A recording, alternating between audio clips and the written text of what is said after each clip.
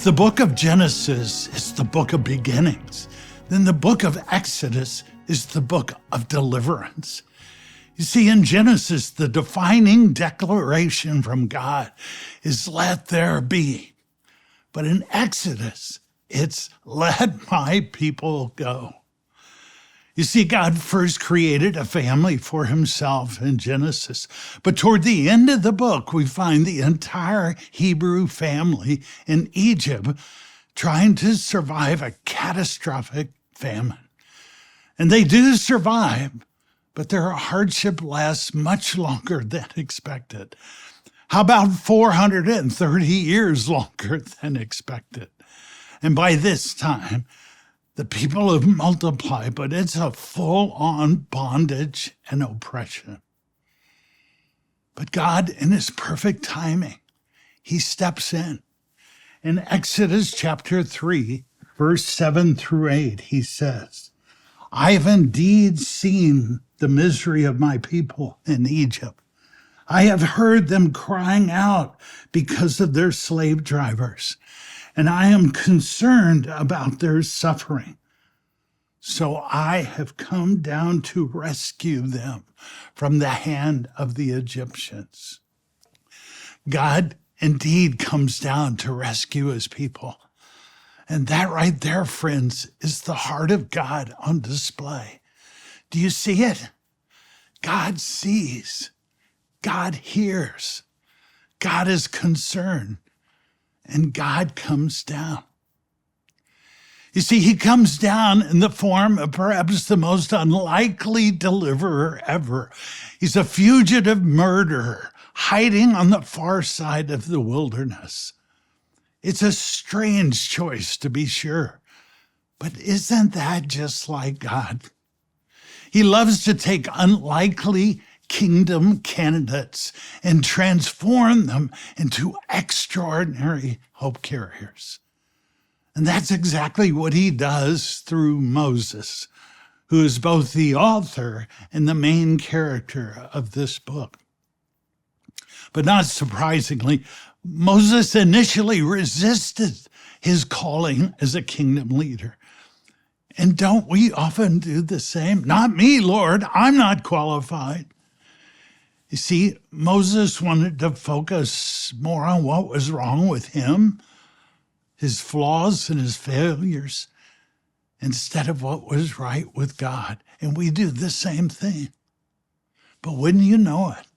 Just like he does with us, God perfectly exposed all of Moses' insecurities so that he would learn to trust completely in the goodness of Yahweh alone.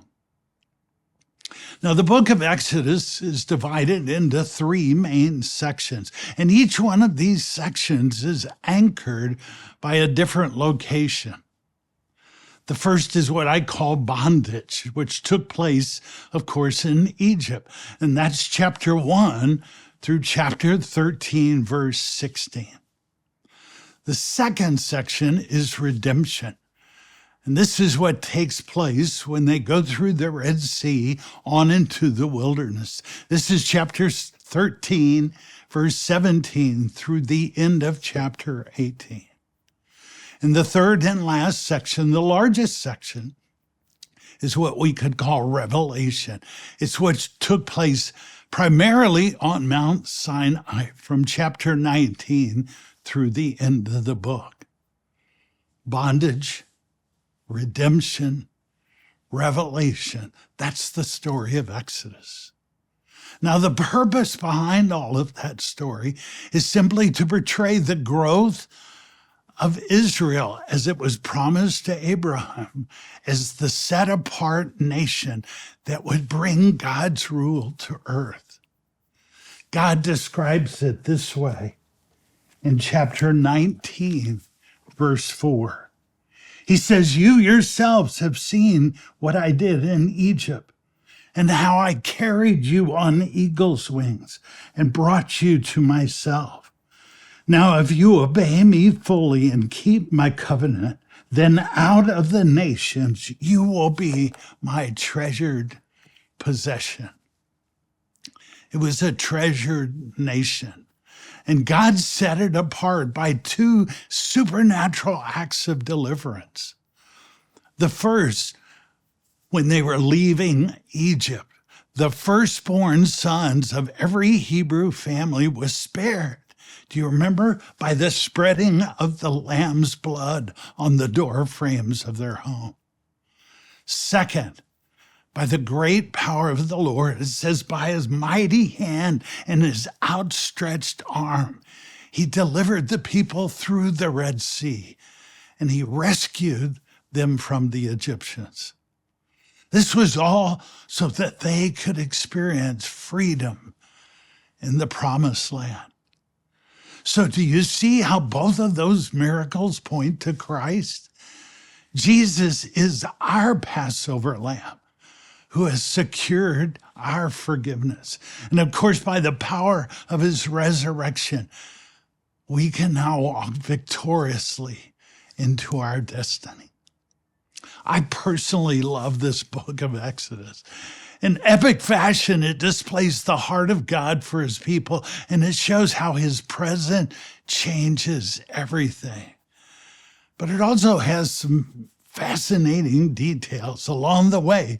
You'll read about the 10 plagues or the 10 commandments or the 10 parts of the tabernacle. And all of that is interesting stuff, but please don't miss the big picture. The book begins with the groaning of God's people, but it ends with the glory of our good God. It starts with pain and misery, but it transitions to a people set free. So as you read this book, my prayer for you is that God would carry you on eagle's wings and bring you to himself as you walk out your deliverance story.